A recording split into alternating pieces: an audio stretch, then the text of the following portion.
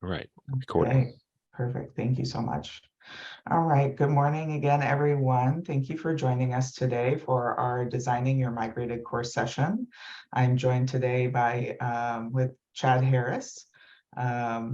He will be co-hosting with me, and I'm sorry, I should introduce myself. I'm Sabrina Teen, an instructional designer with ATS. Chad Harris is also an instructional designer, and we also have Joel Mescal, who will be supporting us today. He'll be answering any questions you might have as Chad and I present in the chat. So let's go to the next slide. Before we get started, we just want to go over some housekeeping rules today. Again, if you have any questions during the live presentation, please feel free to use that Zoom chat. Joel will do his best to answer your questions. If there are more complex questions, we can address those at the end of the presentation. We'll have plenty of time for live Q&A at that point. You can still enter your questions in the chat, or you can raise your hand and ask them using the microphone. So, and then finally, we have an evaluation link that we'll provide. If you don't mind filling it out, this is only our second offering of this session. We value your feedback greatly, and it would really help us improve these sessions for not only myself, but ATS in general. Okay. And this is today's agenda. So we'll cover the differences between what a live course is and a migrated course, how to prepare your course using migrated content, what specific content you should review within your migrated course, and provide a live demo of the end, followed by that Q&A session. There is a lot of information to cover, so a lot of this will be very high level. There are also situations we'll bring up where there isn't necessarily a one-size-fits-all solution. And for those things, we'll ask you to reach out to us directly so we can provide you with individual support. But they are important, and that's why we're bringing them up to you today. So I think, hold on one second. I keep hearing feedback from myself. Sounds good on our end. Okay. Thanks, Chad. Mm-hmm.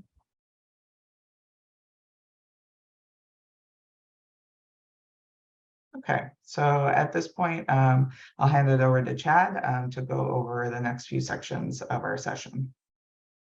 All right, good morning, everyone.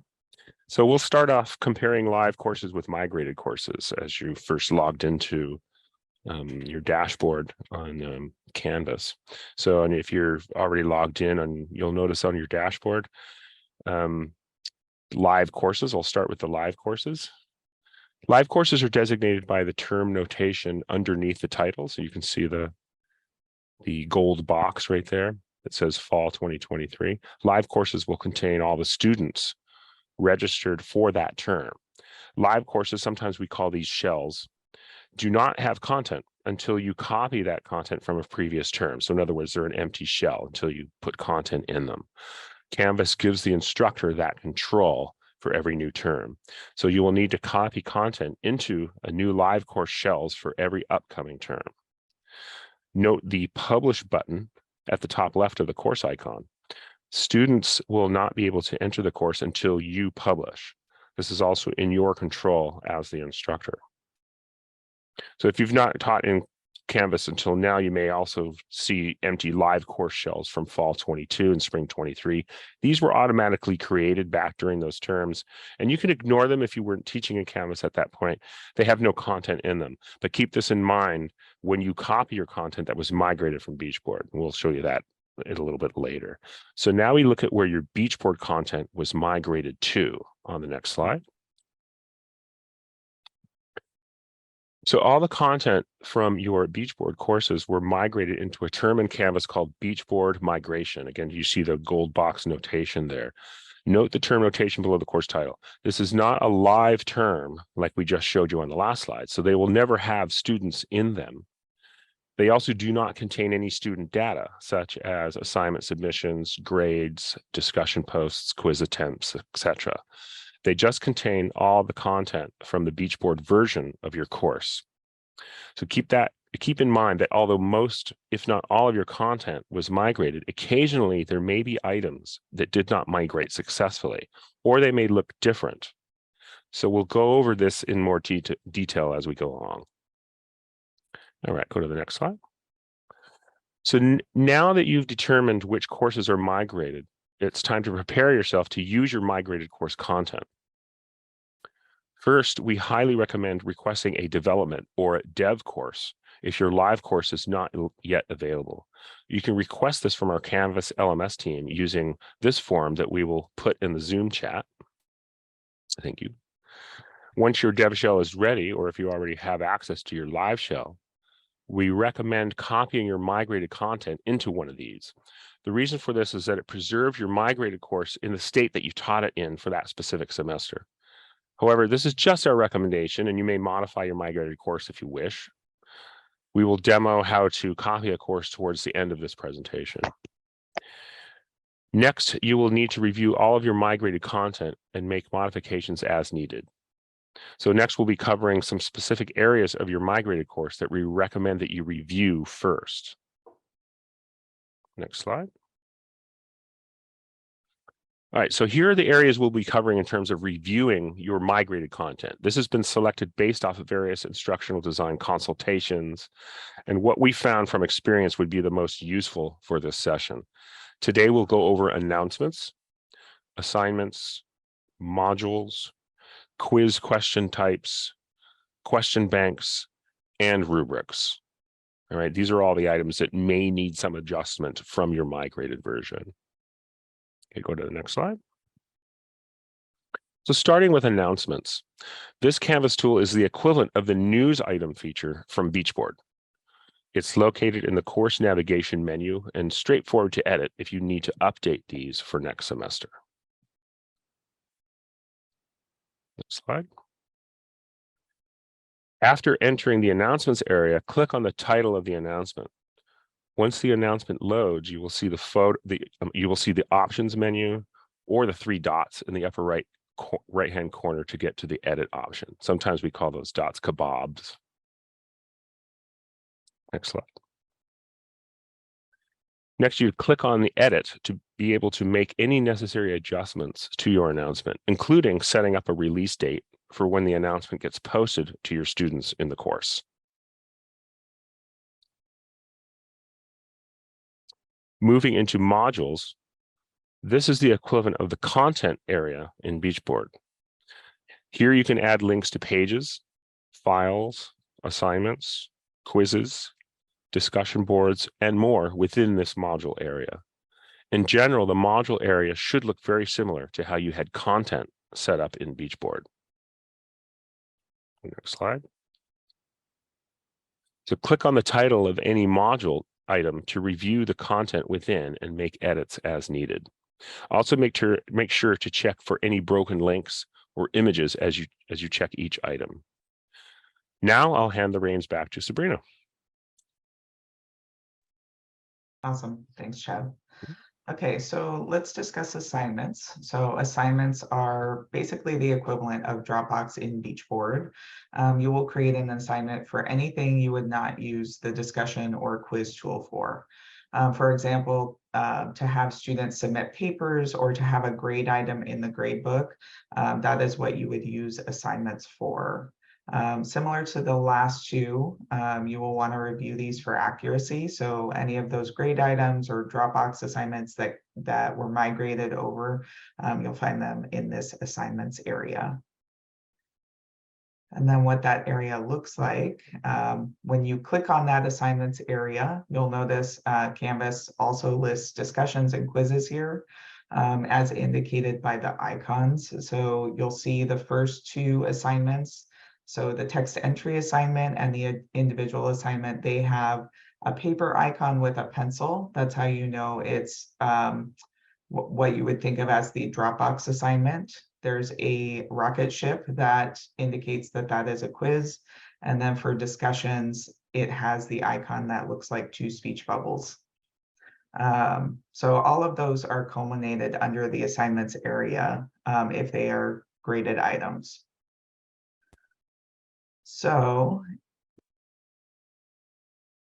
sorry, this page is also similar to the manage grades if you utilize that in BeachBoard, where it listed all of those graded assignments. And you can also have what Canvas refers to is assignment groups.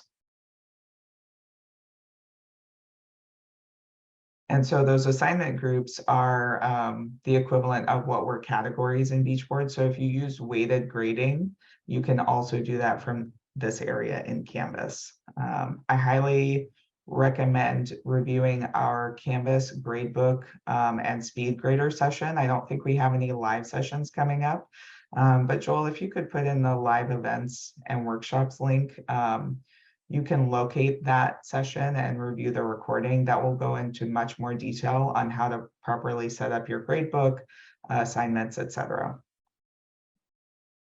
And then otherwise, when you're in your migrated course, you want to click on the title of each of these items, and then, of course, edit the content as you need to. In general, these should have been migrated properly, and you shouldn't have to do much with these. And then there are a few items we'll be covering regarding quizzes today. Again, much like the other areas, we highly recommend reviewing the quizzes for accuracy, edit accordingly. In general, if you're only using multiple choice and true false questions, these should have been migrated over accurately. Today we'll cover one question type that has some migration hiccups, formula, otherwise known as arithmetic in BeachBoard. So if you used arithmetic type questions in BeachBoard, definitely pay attention to this upcoming section of the presentation. And then we'll also briefly discuss question banks and question randomization. So formula questions, again, they were arithmetic questions in BeachBoard. We realize not many faculty might use this question type. However, it seems this one is the most time consuming in terms of modifying if any content is missing, because this is one of the migration issues that Chad and I have mentioned at the beginning of the session. So the reason some of these questions seem to not migrate properly is the type of brackets used for variables is different between Canvas and BeachBoard. BeachBoard used the curly brackets and Canvas uses the square brackets. And then those curly brackets will need to be updated in the question stem for the variables to the square ones when you're in Canvas. So double check if you were using arithmetic questions in BeachBoard, double check your formula questions, especially in the formula definition and variable definitions, to see if they're present.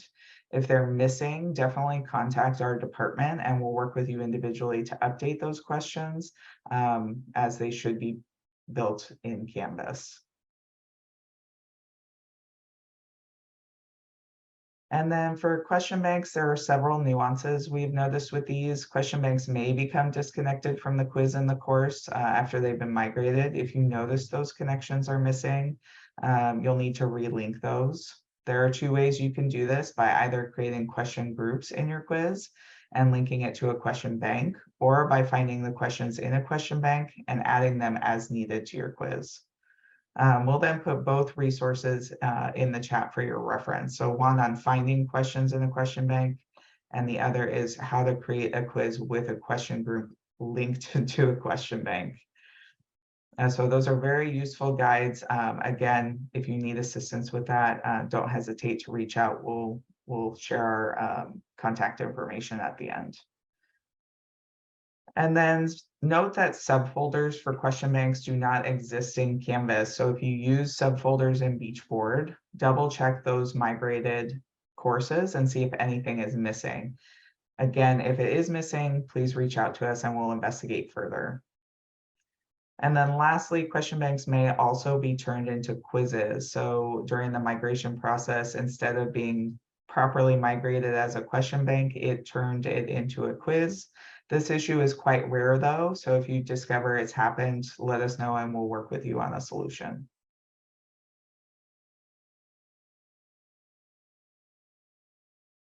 And then when quizzes are migrated over, only shuffling of answers is an option. So if you had your questions shuffled or randomized in BeachBoard, you can do this by creating question groups and moving your questions into that group. Since the group is selecting from the available questions, it will essentially randomize the order of those questions for each student. This is the best workaround for getting that randomization of questions that you were using and or wanted. So the 2 resources that we put in the chat, definitely look at those, and that will help you with this question shuffling workaround.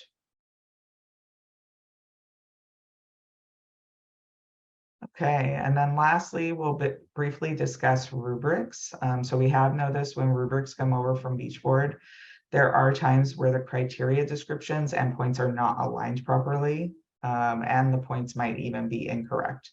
There isn't a clear reason why this is, other than the tools are slightly different in each system, and it does depend on how the rubric was built initially in BeachBoard. The good news about this is only minor edits are usually needed, if any, but definitely review that and adjust accordingly if you need to. So again, many of these items we've mentioned are so that you can look at them before the fall session begins and are not in the midst of teaching your course before realizing there's an issue. Definitely take a look at all of these items in your course that we've mentioned. In addition to everything else, these are just the items, the key items that we recommend looking at. And then, yeah, Joel, if you could put our contact information in the chat. Again, if you notice anything and you need assistance, please reach out to us. Our email is ats-instructionaldesign@csulb.edu. And then I will pass it back to Chad, who's going to demonstrate a few things before we open it up to questions. All right. I did notice in chat that a couple of you, including Sue, I think you guys were having a little bit trouble finding your way around, and I'm going to start right from scratch and show you how to log right into your dashboard. Okay. So give me a second here. Thank you. Sure.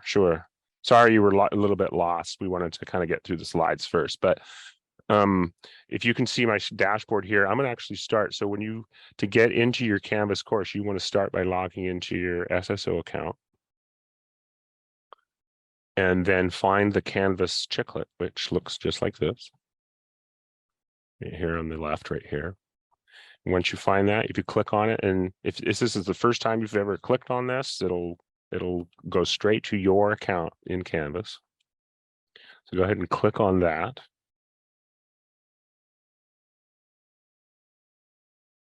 Actually, I really didn't need to click on it because I had it open already. And then your dashboard should look roughly like this. Some of you may have some announcements here. So you'll see these big fat yellow announcements. So you may have to scroll down to find your courses. The announcements kind of go at the top and push all your courses down. So most of you are going to see kind of these yellow boxed announcements up here.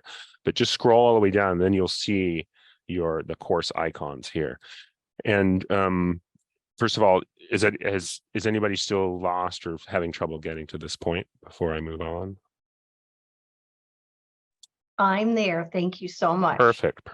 All right. So we're on the dashboard now. There actually is another way to look at your courses. Not all your courses are on the dashboard. You can pick and choose which courses you actually put on your dashboard. The default is a little, sometimes most of your courses are up there. Sometimes they're on your course list. So if I go to my far left side menu here, this is called our global menu. And right under dashboard, you'll find a button that says courses. This is just another way to access all your courses. And for a lot of you, it might be a better way, but it'll push this little pop out here, and you want to scroll to the bottom of that and click all courses. And once I click that, I will get a full list of every. Now my list is pretty long because I have admin access. So your list will definitely not be as long as this. You will see past enrollments, present enrollments, and future enrollments. That's not how mine is organized, but you can see this will be the kind of the that view of your courses. Okay, does that make sense? Anybody unable to see this part? I'm going to scroll down a little bit. Excuse my scrolling. I'm going to find my Sandbox course so that I can show you how to copy courses really quickly. Where's my Sandbox? There we go.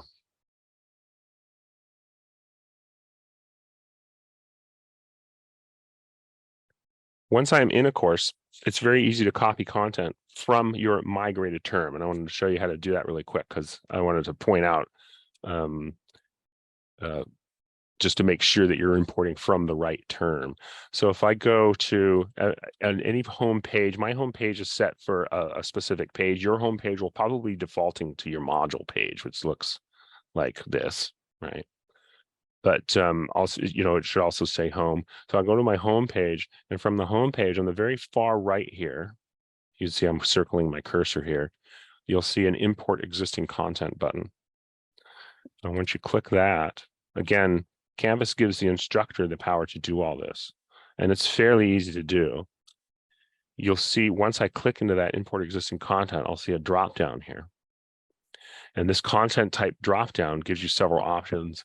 If you're just copying from your migrated term, you just want to copy a Canvas course, the very first item right here. Once I click that, it'll pop open this window here. Here's where I want to look for my migrated courses. Now, here's where you want to be a little bit careful, and it's hard for me to kind of show you here in my own sandbox, but when you copy from your migrated term, this drop-down list should include a title that says migrated courses. And that's where all your content from BeachBoard is. You may see notations for the same course in like an earlier term, like a spring term or a fall term. And those are most likely just empty if you've not taught in Canvas anymore. So what often happens is sometimes an instructor will go and copy from one of those dated terms, and then nothing shows up in their course.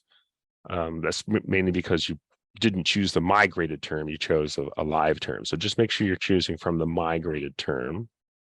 Let's see if I can get that to show up here.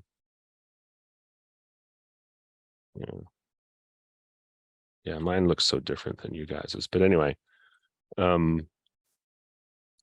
just make sure when you see this drop down here, you choose to copy from the migrated term. And then once you've chosen the course to copy from, you choose all content. And then you just click import, and you'll see a log of your import, and you will see that it'll say queued up, and it might take a couple of minutes depending on how much media you have in those courses. And then it's about as easy as that. That's really how you pull content. And then once you have taught once in Canvas, the following term, you would simply copy from your previous term, or you would copy from your dev shell rather than from your migrated content.